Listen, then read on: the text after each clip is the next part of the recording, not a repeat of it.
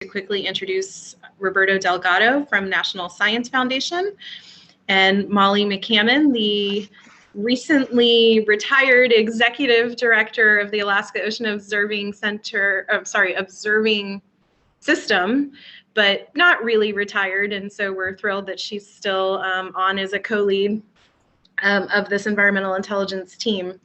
And so just welcome to all of you. I think most of you, if not all of you, know about IARPC, but just really quickly for those who aren't completely familiar, IARPC, the Interagency Arctic Research Policy Committee, is a White House level committee under the National Science and Technology Committee through the Office of Science and Technology Policy.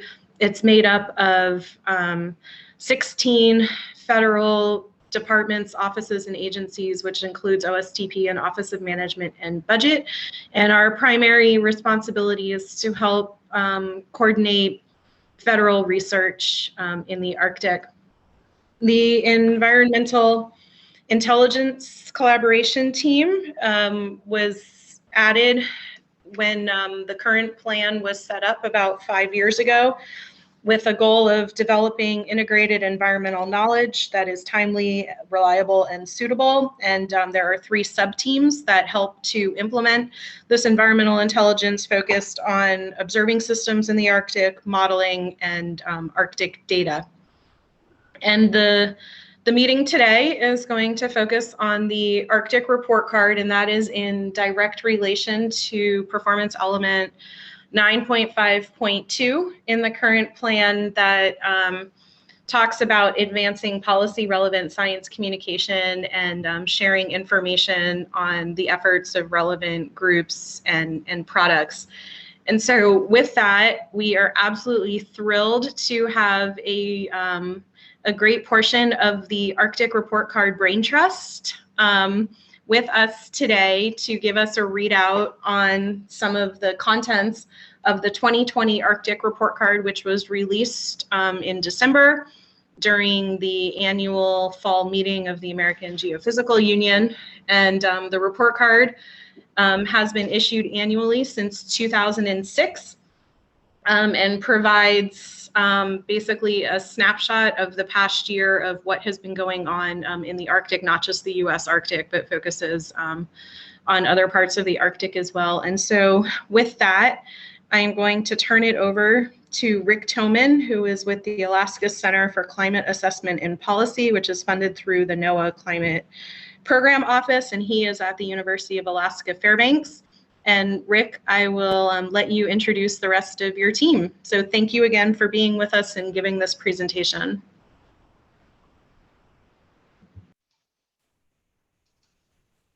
Thanks very much, Candace. Can you hear me okay? Yes, we hear you great. All right. Well, thanks very much. And thanks for taking time out of your day to join us. So I'll be going through the slides here, but I worked as one of the general editors on the 2020 report card, but we have 3 general editors, and they, Matt Druckenmiller and Jackie Richter-Mengi are general editors, and they are on the phone as well.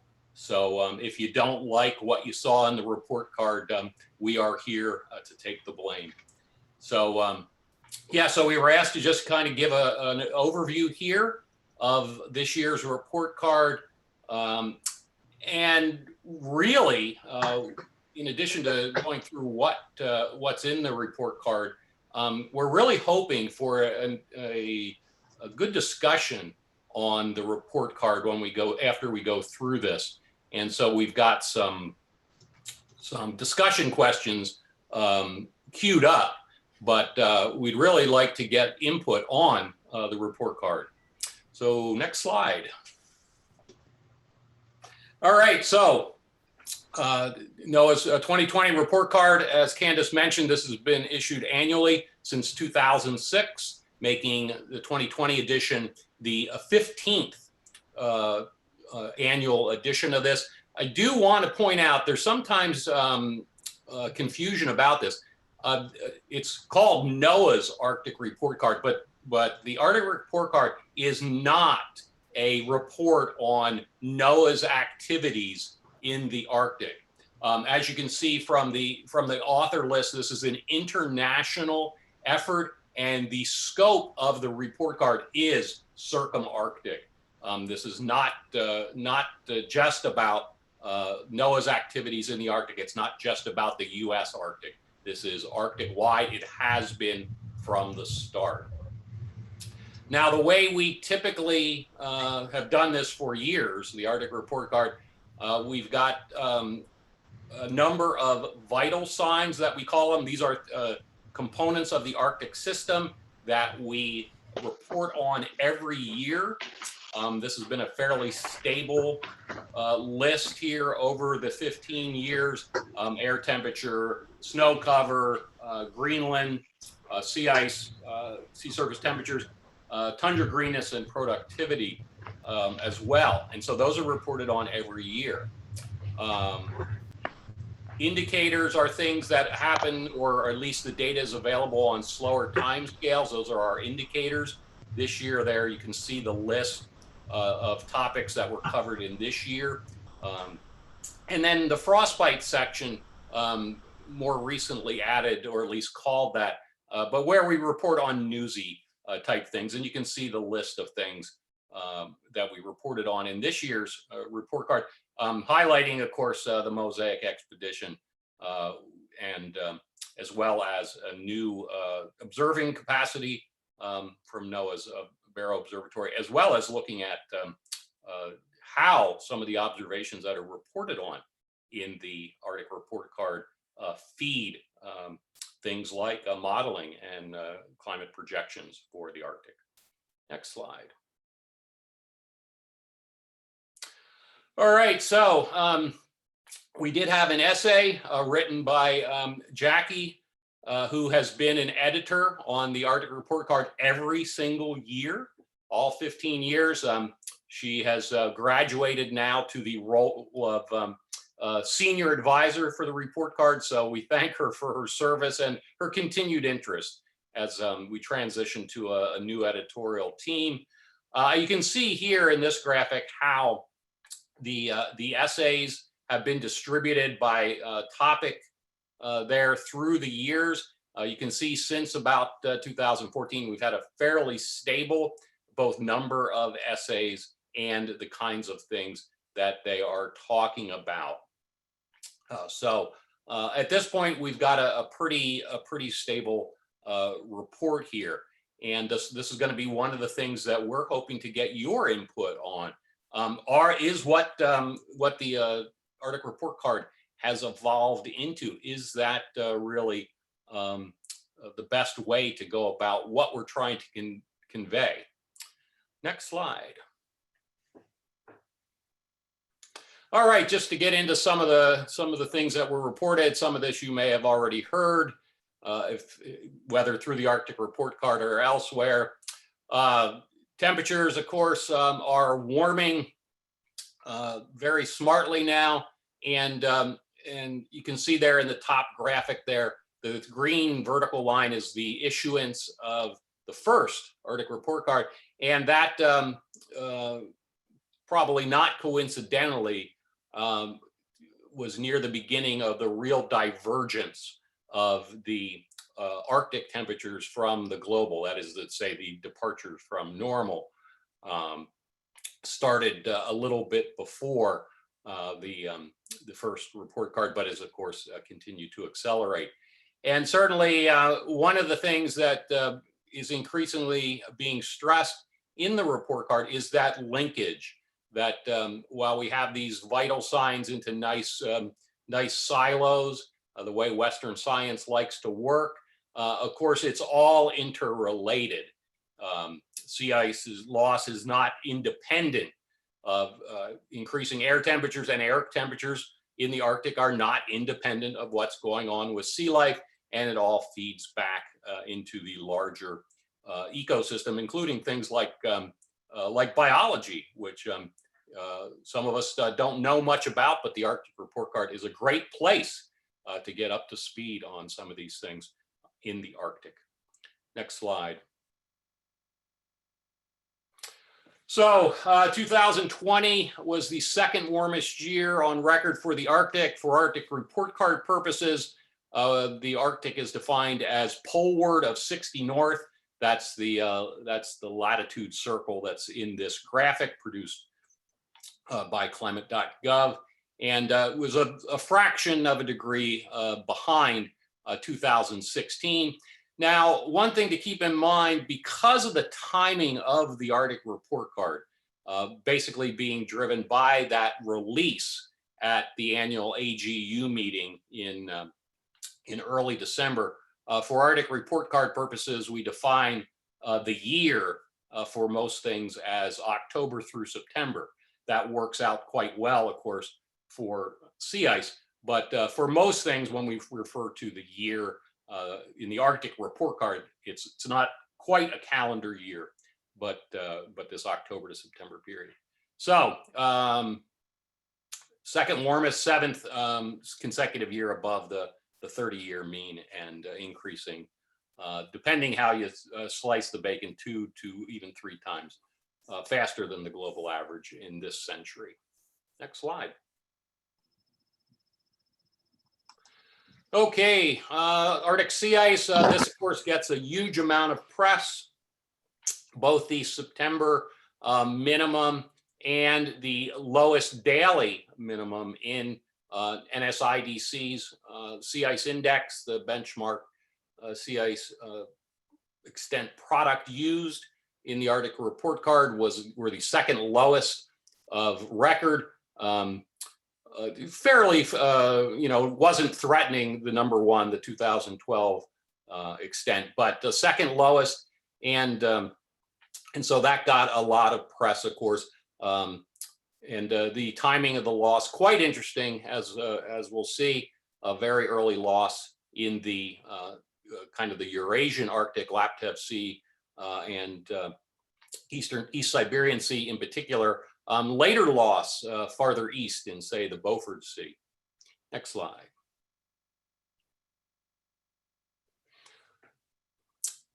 One of the things that we had a indicator on, a reprise of the 2017 report on high latitude wildfire, and as you may know just from news reports, it was extremely warm early in the summer in much of Siberia. They had a very warm spring, very early snow loss, and so it was a really big fire year. Graphic there on the showing the line plots there showing just how extreme both 2019 and 2020 were in with the Eurasian high latitude wildfire season. One of the interesting things about 2020 fires there was that because of the very early snow loss, a significant number of the fires and the acreage burn were actually from holdover fires, or these so-called zombie fires from 2019. And that really contributed to really quite an extreme season. Next slide. So here's kind of the just the satellite pictures here. Really quite remarkable how far north fires burned, not only in the taiga, in the boreal forest of the Sakha Republic especially, but even into the tundra areas. And really for that part of the world, 2018, 19, and 20 have all been very active years. Next slide. Now, it's quite a different story in this past year in North America, where for Alaska, the Yukon, and the Northwest Territories, it was a very slow fire year. Alaska had its lowest acreage burned since 2008, and lowest in even longer in the Northwest Territories. That very different in 2019, where we had a very active wildfire season, and the list there, the 1 million hectare seasons really have increased, and a nice report there led by Allison York at IARC and UAF, indicating that basically the chances of having these big fire seasons have nearly doubled over the last 40 years in Alaska. And that's important, of course, ecologically. It's also very important economically. Fire seasons that large mean, by definition, Alaska does not have the resources internally to fight them, requires help from outside the state and outside the country. And so quite impactful that way. And of course, you burn 1 million hectares of mostly boreal forest, and you produce a lot of smoke. And that is increasingly recognized as a human health hazard. You might be very far from the flames, but for sensitive populations can be a big deal. Next slide. Now, one of our indicators this year was a very well-received essay by Craig George. Many of you probably know Craig or know him by name, a longtime biologist with North Slope Borough, and reported on bowhead whales, big iconic mammal of the Arctic, critical for indigenous people for millennia in parts of the Arctic. And bowhead whales are quite interesting that they are the only true Arctic baleen species. And I didn't know this till I read the essay. They have been around for a long time. They have seen ice ages come and go. So they are a species that has survived big environmental change. And this essay looked at how they're responding to the changes that we see right now in the Arctic, and both how they're faring, which overall is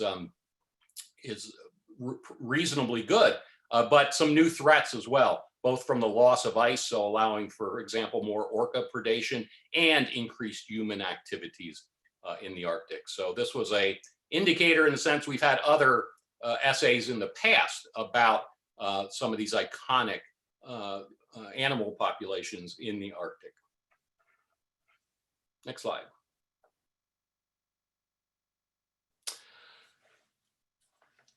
One of the things that we started with the Arctic Report Card in 2019 was an essay that was led by indigenous peoples in the Arctic. In the 2019 Arctic Report Card, we had an assembled group of Bering Sea elders. Matt Druckenmiller helped organize that and participate in that. But it was really a indigenous experts-led essay. And if you have not seen the After the Ice video series, take a half hour out of your day and watch it. It's fantastic. We had planned to do a essay for 2020 on changes changing environment is requiring changes in subsistence hunting of marine mammals. That, of course, was had to be didn't happen because of COVID. Simply no way to get folks together. As many of you know, really our internet connectivity is not good in rural Alaska, and so we weren't able to do that. However, we do plan to make this a regular part, not just soliciting information from indigenous experts, indigenous leaders, but having it be led by people that have lived in the region for millennia. So we'll see if we can pull this off for this year. We'll see how it goes. Rural Alaska has been significantly impacted by COVID. We'll have to see if we can pull off an essay this year. But even if we do, great. If we don't, doesn't matter, in the sense that this is going to be part of the Arctic Report Card going further. Next slide. One of our frostbites this year, in addition to Mosaic, had a nice essay on the brand newly refurbished NOAA observatory, the Barrow Observatory, to the north of Utqiagvik. It's been there since the 70s, but as those of you that have been there know, this it was a pretty makeshift facility. This new facility includes such modern wonders as indoor plumbing, as well as high bandwidth internet connectivity, and really will allow NOAA Barrow Observatory to participate in much more collaboration with interested researchers in the coming years, that they were really limited by their facilities and what they could provide in the past. And that has been greatly expanded now. And NOAA is looking for collaborators for work at the Barrow Observatory. Next slide. So one of the themes that we've seen increasing through the history of the Arctic Report Card is this desire to make the bigger connections rather than just some siloed topics.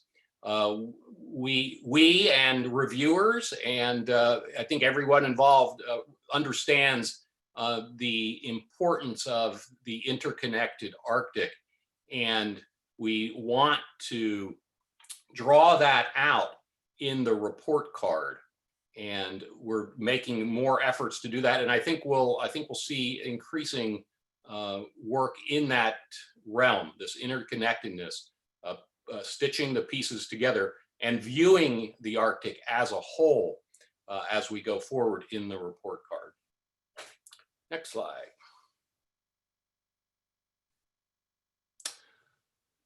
So this is just kind of the summary of the report card, Arctic Report Card as a resource, because we've got this 15-year history now, because it's easy to get to these older reports right there on the front page. Prior to becoming an editor of the report card, I was a user of the report card, and it is a great one-stop shop for information on a wide variety of fields. That is, the graphics are top-notch. The authors are, of course, subject matter experts, peer-reviewed. It's a great resource. But what I really have always liked about the report card is the breadth of the subject matter. I know about Arctic climate. That's my specialty. But I know nothing about, Arctic fish other than how I like them cooked.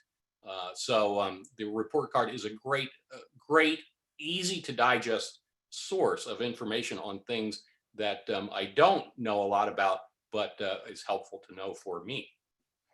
Next slide. So this is the slide here where we get to thank everyone for the report card.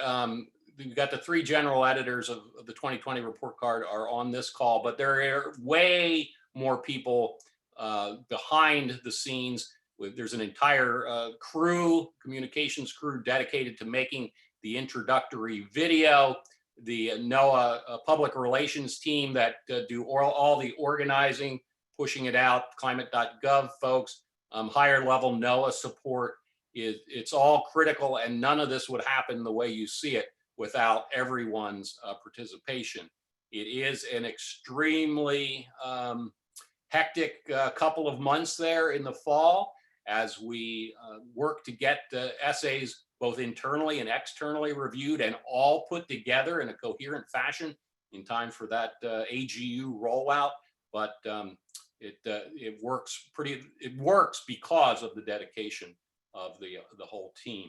If you want to see the or re-see the rollout, we have the panel recording there, the link, the nice introductory report card video link, and of course the full report card available in PDF fashion. So I'd like to stop there and just ask if there's any specific questions about the 2020 report card.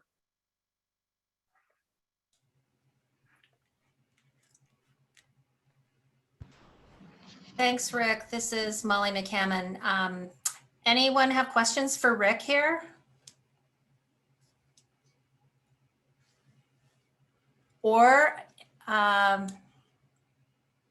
any of the other authors want to add any other comments or observations about the report card? Jackie or Matt or anyone else?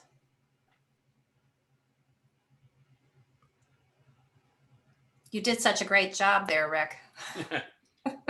Well, thank you. So we do have, if there's no questions, we do have one more slide, and that's just some thoughts for discussion here. It's because, in part, I think, because of the very hectic schedule that we have in producing the Arctic Report Card, sometimes we can get a little insular. And so I'd like to, if we could go back to the slides there and go to the next one. Some questions that I would, and I think I speak for all the editors here, that are we doing the best job that we can with the report card? Is it organized? The organization hasn't changed much in 15 years. And we all know that sometimes we wind up doing things the way we do just because that's the way they've been done. And I think it's always good to both step back and ask if that's the best way to do it now. And kind of the equivalent of that is asking for fresh eyes to opine on. So are we doing what we want to do in providing a broad summary of Arctic change, accessible to non-specialists? That's really important. You know, we've got these things that look very much like Western science silos, things like vital signs and indicators.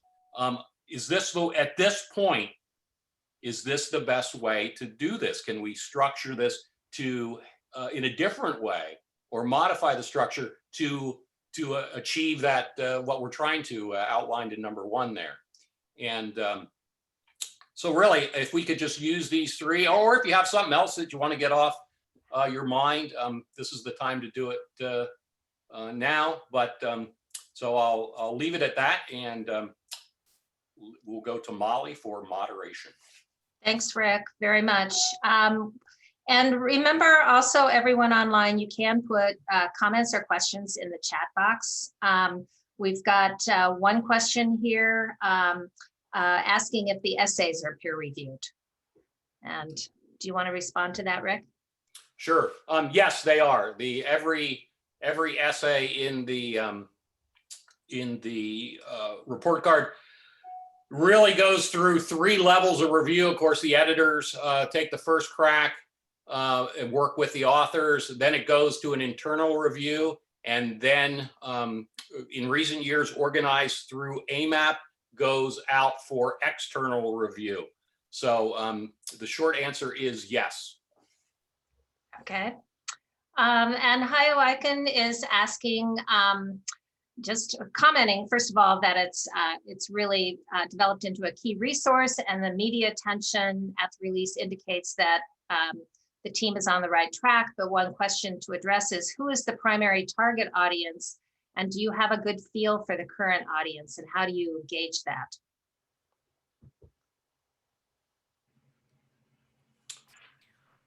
Jackie, and if there are other Matt, members of the team who might be better able to address that, feel free to jump in here. Well, I'll certainly kick it off. We know, and I think as Hayo mentions there, we know that that one of the groups of folks that are paying attention to the Arctic Report Card are media. There are a flurry of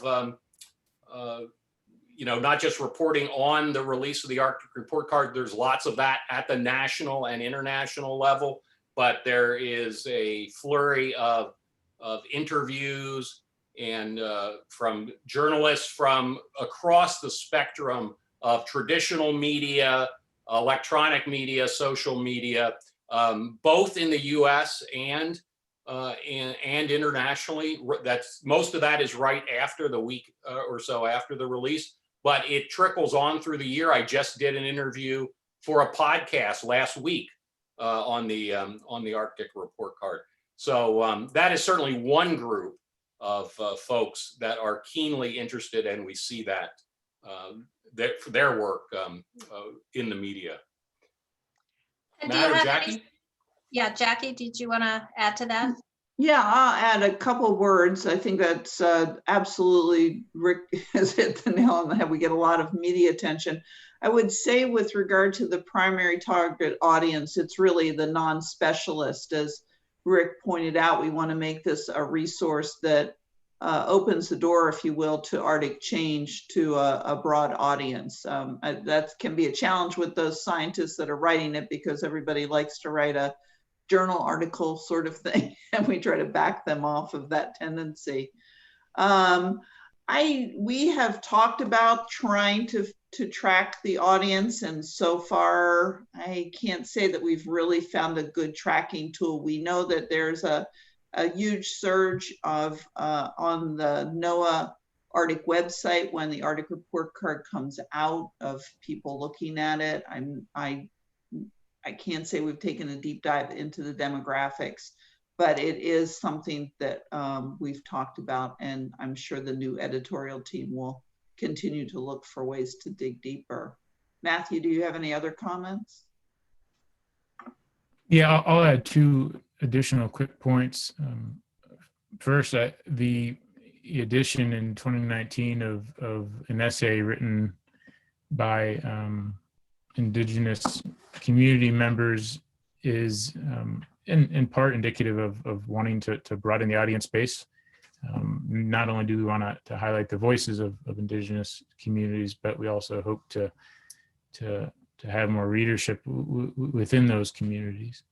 And then secondly, with Kelly's help, we were able to have a DOI created for each essay in the Arctic report card, which allows the scientific community to reference the Arctic report card in a way that is easier, but also points to the individual essays as opposed to the Arctic report card as a whole. So I think having the DOIs will help us track the uses of the report card throughout the science community. Excellent, thank you. Any other questions? Or here's one from John Pierce regarding the information on bowhead whales under other indicators. Will wildlife species be a topic that will appear in future report cards as indicators? So this is Jackie. We've had a number of different essays that are focused on different wildlife species. There's a really useful tool right at the front of the Arctic report card. If you go to the website, you'll see that there's an archive button that you can hit, and there's a chart there that really shows what's been covered over the course of the years. There's both been marine and land-based animals. The bowhead has been featured a few times already in the report card. The challenge, and the reason that they aren't featured as a vital sign every time is it's a challenge for data collection. You know, these studies take years to manifest, and as a consequence, it's hard to have a essay say on bowhead whales every year. But that chart is really helpful to give you an ability to look back at what the Arctic report card has seen in the past. And I would say we typically have some sort of wildlife species featured in every report card. Thanks, Jackie. Let's see, here's another question. How are contributors to the essays determined? Is this open to the broad community to participate? Is there a call for authors? This is Jackie again. We always love volunteers. We have had some people volunteer. So if you feel like you have something you want to offer, please be in touch with the editorial team. It doesn't necessarily guarantee you a spot, but you'll be given strong consideration on that. And we are always looking for folks to participate in the writing team. I should probably leave this to Matt and Rick, who are the new editorial teams, to answer where they think that they want to go in the future. Do you have any thoughts on that, Matt? Well, I would just say that the Arctic report card is meant to be responsive to highlights from the current year, and so the vital signs, as Rick presented on, are topics that are reported on each year. But the Frostbite essays are ones that we often look to be a highlight of what's happening in any given year. And so we in the years that I've been involved, the last 2 years, we've had a meeting in the summer to begin to identify topics to include. And some of that is done through engaging with the authors that have been around for a while that understand the timeline in the audience for the ARC report card. So I'll take my prerogative as moderator here to ask a question. So the Arctic report card comes out, and it's an annual product. We also have the National Climate Assessment that is every 4 to 5 years. That's a product for the US, and then there's also the IPCC. And then we have a lot of the NOAA for the Fishery Council produces their ecosystem status reports with a lot of indicators. And then we have a lot of these global programs like the Global Ocean Observing System with essential ocean variables, and we have essential climate variables. So we have all of these variety of pieces of indicators across the board that include Alaska and parts of the Arctic. So is there any thought from you all about how to better integrate all of these kind of assessments and indicators now for the general public to get a broader picture? And I guess I'm more Alaska focused Arctic, but certainly the circumarctic as well, to do something a little bit broader, more integrative.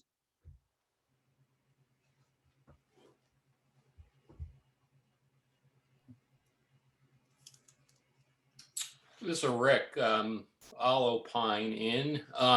So because one of the primary goals of the Arctic report card is to be very timely, pushing out the annual summary in virtually, especially for the end of summer stuff, it's near real time. Some of these other efforts that you have mentioned wind up being cited as sources. That's not, of course, a way to make it more accessible to the public, but some of these other efforts at monitoring that are done with some frequency do wind up being incorporated within the Arctic report card. Given the scope of the Arctic report card, that the Arctic-wide purview, it becomes a balancing act on how much, especially for the U.S. focused stuff, to be able to integrate that. Jackie, did you want to? I'll only get behind what you said. I think that that's absolutely true. I think there is certainly room for improvement with regard to the integration. To be honest, Molly, it's such a crazy period getting the thing out every year.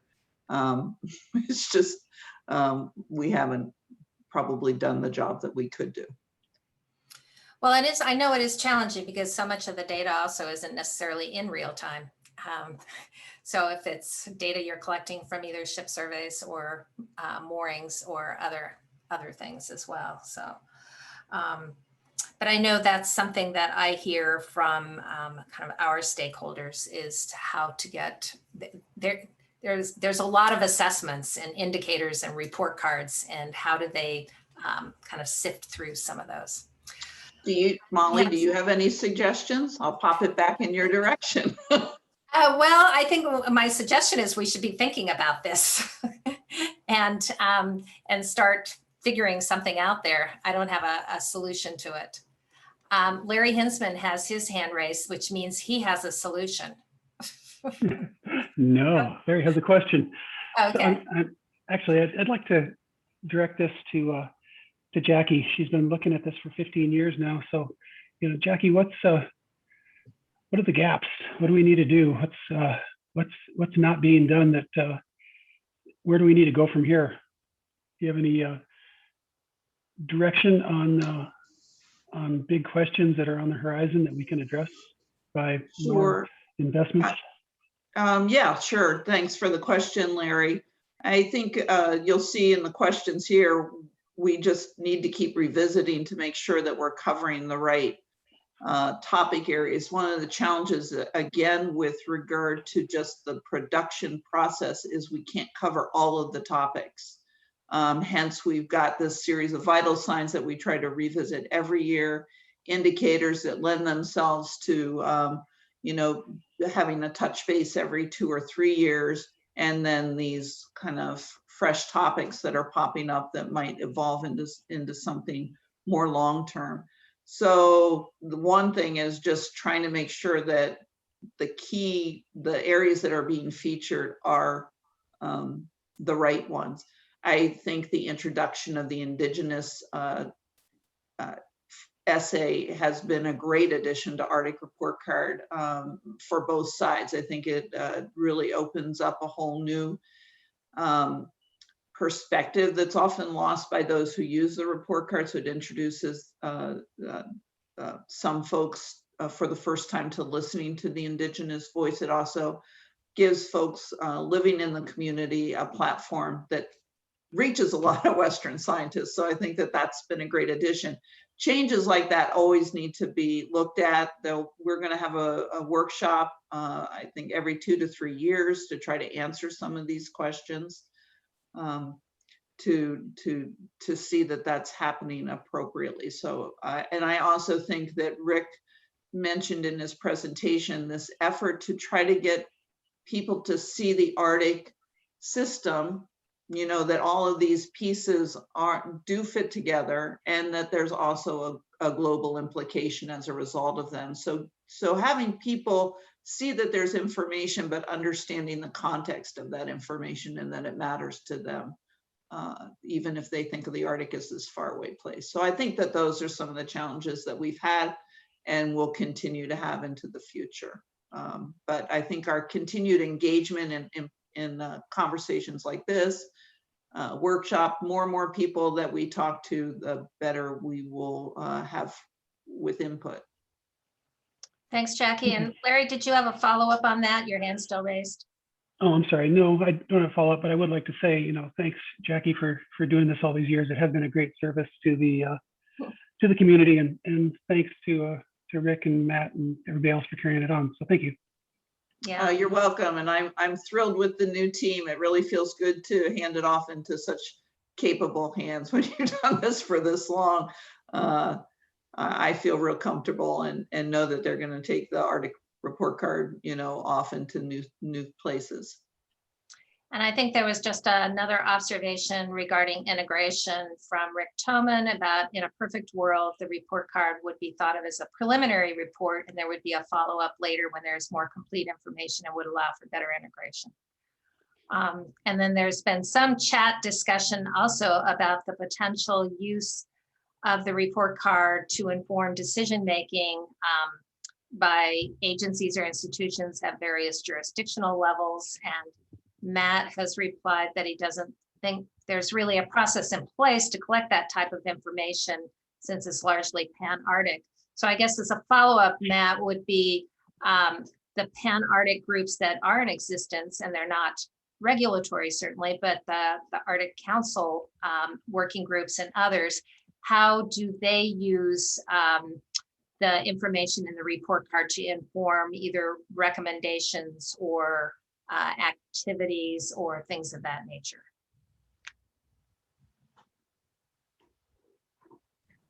Is there any way of sourcing that? I'll largely give the same answer. I don't think we really have a process in place to track that, or have had a dedicated effort in the past to look into how the report's being used at that level. I think feedback has largely been anecdotal. Jackie or Rick could chime in if they see it differently, but it's a good question, because as Jackie and Rick pointed out, the Arctic Report Card is produced on such a short time frame, and there's a lot of moving parts, many of which we hadn't even discussed today, because there's a whole NOAA team that builds the website and the videos and prepares for the press release. that for something like that to be addressed, it would be worth considering kind of an annual manageable assessment of how it's being used, and to begin to track that over the years. Because I don't think in any particular year you're necessarily going to get a full picture. But because this is annual, if we could do something every year, we might begin to have the information needed to answer that question, because it's a really good one. Yeah, I want to add to that, as I think that it's kind of an interesting circle. As the Arctic Report Card has gotten more visibility, NOAA themselves have become more interested in the Arctic Report Card. And as a consequence, we're starting to see the Arctic NOAA communications team do some more heavy lifting when it comes to promoting the Arctic Report Card and making report cards. For instance, they went and talked to, took things out to Capitol Hill, and we had we talked with the Alaskan delegation about the report card. So again, I think as NOAA realizes the value of the tool that they've created or they've supported, and that's the reason it's called the NOAA report card, is it's to acknowledge the fact that NOAA really does is the underpinnings, if you will. They allow us a broad a broad palette, but they are the ones that are supporting and paying for it and helping promote it. So again, I think as they see that this, what they're invested in is gaining traction, I think we can take some advantage to do some of the things that Matthew's talking about, where we might be able to get them to help use their all that stuff they have behind the curtain there to figure out who's looking and who's watching and getting us connected.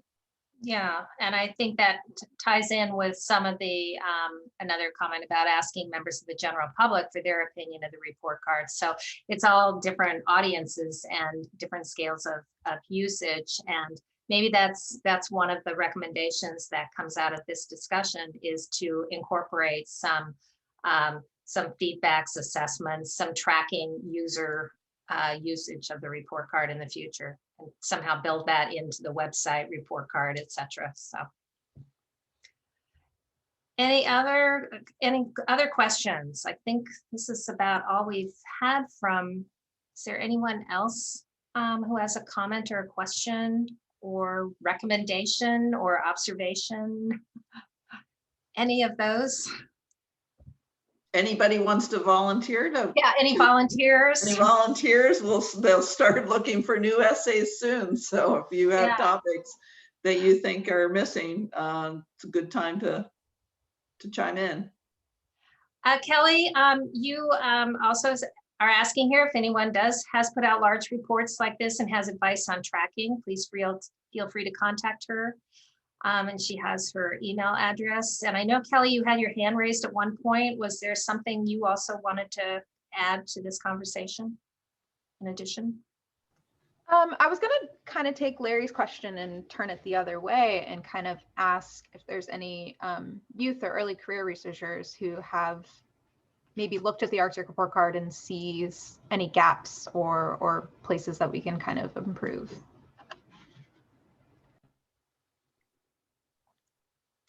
You're asking if there's anything currently underway with that. It sounds like maybe there's not.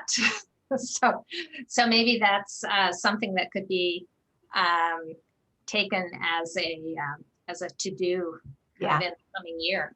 Mm-hmm. There's a question. Matt, there's a quick question of, can we ask seasoned journalists for a critique? Gurmar, I guarantee you they critique us all the time with regard to the Arctic Report Card. You don't have to ask them, they do it without asking. A lot from the journalists. I think we'd like to hear from other users, quite honestly. Okay.